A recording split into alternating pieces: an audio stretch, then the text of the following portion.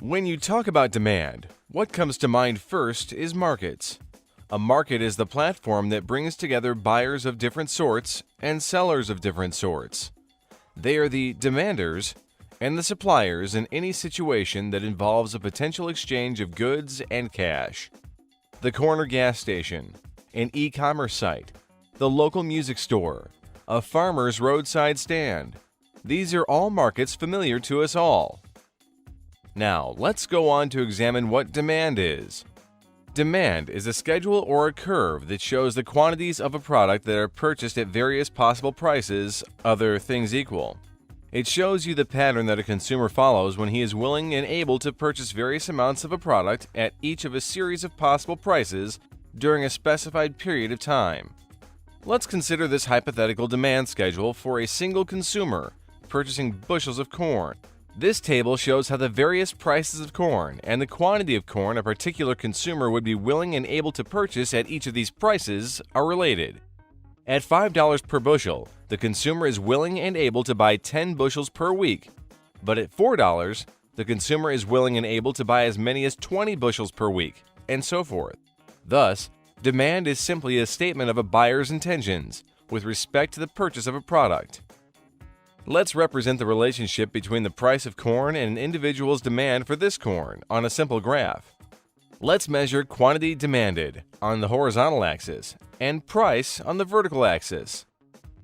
Let's plot and connect the 5 price quantity data points listed in the table with a smooth curve, labeled D.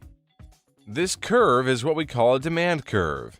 Its downward slope reflects an inverse relationship that economists call the law of demand.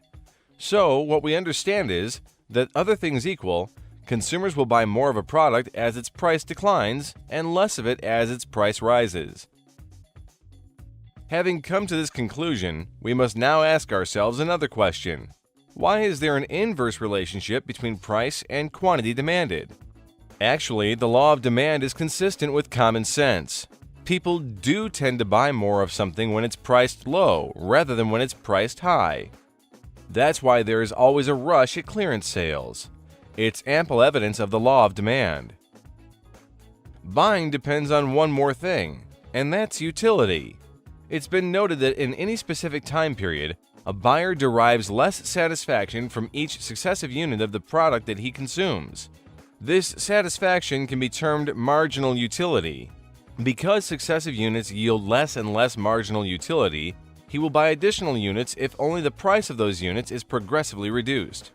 We see, therefore, that consumption is subject to diminishing marginal utility. For example, a decline in the price of chicken will increase the purchasing power of consumer incomes, enabling people to buy more chicken. This is the income effect that price decline has on demand. At a lower price, chicken is relatively more attractive, and consumers tend to substitute it for pork, lamb, beef, and fish. This is the substitution effect that price decline has on demand. Income and substitution effects combine to make consumers able and willing to buy more of a product at a low price than at a high price. It thus becomes clear how price and quantity demanded are inversely related.